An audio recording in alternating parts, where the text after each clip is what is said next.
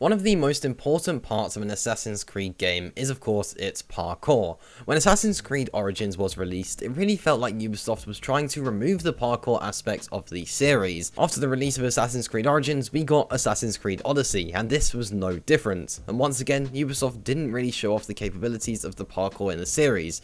In previous games, parkour played a huge part and made the gameplay feel amazing and unique, especially with games such as Assassin's Creed Unity, where people's favourite part of the game was indeed the parkour. Now luckily with Assassin's Creed Valhalla, we saw parkour make a bit of a comeback. It still wasn't used to the extent of previous games in the series such as Revelations and Black Flag and Unity, but it was definitely an improvement. The upcoming Assassin's Creed game, Assassin's Creed Mirage, is really going back to the classic style of Assassin's Creed games. This means that we're going to see a huge comeback for parkour, and in this video we'll be going through everything we know about the parkour system that will be part of the upcoming game, Assassin's Creed Mirage. So, first of all, let's talk about Ubisoft's goals with this parkour system within AC Mirage. Now, it's been made clear by Ubisoft that Assassin's Creed Mirage won't be a massive open world RPG like we've seen with the more recent games in the series. Since Origins to Odyssey and with Valhalla, they've been much more RPG styled. Now, the game will be going back to a much more linear approach, where missions will be shorter but more intense and have much more compelling gameplay mechanics. Parkour is going to play a crucial part, and it's important for this to be the case. Whether it involves climbing around buildings to find an entrance or climbing over walls to avoid being detected. It also means that parkour will be seen more in exploration. In Assassin's Creed Mirage, the city is going to be much more dense, full of buildings and obstacles, but of course a bit smaller. This means that using parkour to jump from rooftop to rooftop will be much more useful and much more beneficial, and is likely to be the most efficient method for getting from point A to point B. And in recent Assassin's Creed games such as Valhalla, like we mentioned earlier, parkour was hardly used for exploration at all. The map was full of large open areas that felt pretty empty, to be honest. These were many areas of plain countryside with few buildings to climb, where your mount was actually the best method of transport, and parkour was practically non-existent. This is of course going to change with the dense city of Baghdad in Assassin's Creed Mirage, and this has actually been said by Ubisoft themselves. This is our absolute goal indeed. We are seriously trying to reach this level with Mirage, and since Baghdad is dense, as I mentioned, we want the players to enjoy their time in the city through parkour, which was and still is one of the most important pillars on which we base the gameplay in Assassin's Creed Mirage. So there you go, that is what Ubisoft have said about parkour and how it's going to work with the city of Baghdad. So it does look like the two elements of the map and also the parkour really linking up nicely. So yeah, as you can see, Ubisoft has seen what works best within the series and acknowledges that parkour is such an important mechanic in the game. So parkour is not only going to become much more important in missions and necessary for certain tasks, but it is also going to be seen for a lot of general exploration around the map. So, a game that had an impressive parkour system, like we mentioned earlier, was Assassin's Creed Unity. This was seen as a classic Assassin's Creed game that took on board all of the amazing features that made Assassin's Creed Assassin's Creed. The parkour system works well and was aesthetically pleasing. Ubisoft aims to bring back a Unity-style parkour system to Assassin's Creed Mirage. This refers back to the idea of parkour being used in exploration. This is exactly what we saw with Assassin's Creed Unity. The main method of transportation and the best method of transportation in Assassin's Creed Unity was by maneuvering yourself around the map using parkour. So it's clear that Ubisoft is taking Assassin's Creed back to its old ways with Assassin's Creed Mirage.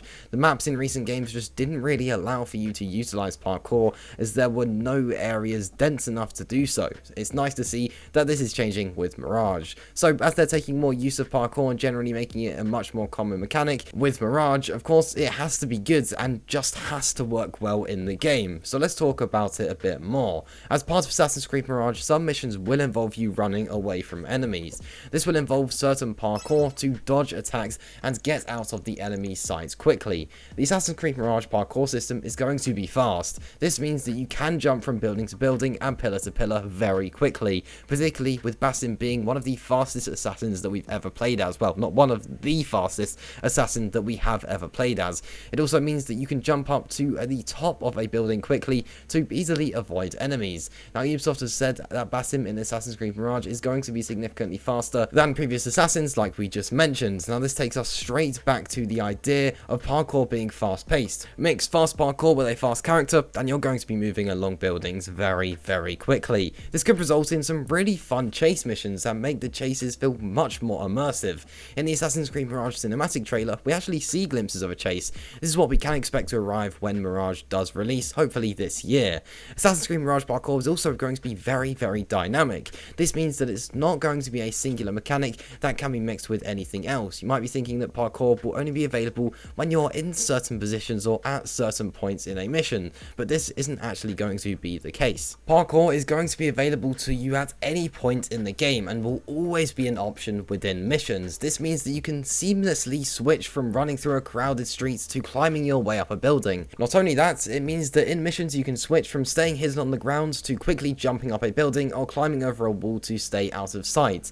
To put it simply, Ubisoft's aim is to make the parkour in Assassin's Creed Mirage feel very nice and fluid, just like what we saw with Assassin's Creed Unity, where it worked really, really well. So now let's talk about how parkour will work within missions. As parkour is available at all times in AC Mirage, this means that it will always play a role within a mission. How big of a role it plays is mainly up to you. If you want to use parkour a lot to get around the map and to take out enemies, then you can do so. If you would rather stick to the ground and aren't really worried about staying out of the enemy sight, then you won't need to use parkour as much. The great part about Assassin's Creed Mirage parkour, with it being dynamic, is that it allows for much more freedom. You really do get to choose when and where parkour is used in missions. Now, of course, some missions are going to involve parkour, as some missions in the game are going to be based on rooftops. This will obviously require parkour in order to get to these locations. However, in many of the main story missions, the way parkour is used is really going to be up to you. So when it comes to stealth, stealth is absolutely massive in Assassin's Creed Mirage. Now, I've already done a video going over stealth. That's linked in the description below and will be linked at the end of the video as well. Stealth is going to be seen in many missions. To be able to stay stealthy in missions and generally stay out of enemy sights, there are going to be scenarios where parkour will have to be used. For example, you may be in an area where enemies are all around you, but you have a wall behind you. You're going to want to use parkour to climb over that wall and avoid any risks of detection. Alternatively, you may choose to climb around certain buildings to avoid being detected. No matter the scenario, parkour can play a crucial part and intertwine with the stealth system in the game. As parkour will be very dynamic, these two parts of gameplay in the game should work really, really well together. So now let's talk about obstacles with parkour. Now, earlier we talked about a chase mission in Assassin's Creed Mirage that we saw a glimpse of in the cinematic trailer. We also see obstacles being used to prevent enemies from getting close to you. Obstacles are going to mix with the parkour a lot in Assassin's Creed Mirage. There may be a situation where you are climbing on top of buildings to avoid enemies. There may be objects and scaffolding that you can use whilst using parkour to prevent the enemies from getting close to you. As you can see, this is yet another scenario where the parkour will be really mixing well with other mechanics in the game. So that does just about wrap up things here. There you go. That was everything we know about the parkour system in Assassin's Creed Mirage, and it's really clear that Ubisoft is taking a significant turn with Mirage and acknowledging some of the amazing features in the older games, such as the parkour system in Assassin's Creed Unity. Now, like I mentioned earlier, I've done a video going over the entire stealth system in Mirage and everything we know about that. If you're interested in watching that, the link to that video is on the screen now, and you can go ahead and join me over there.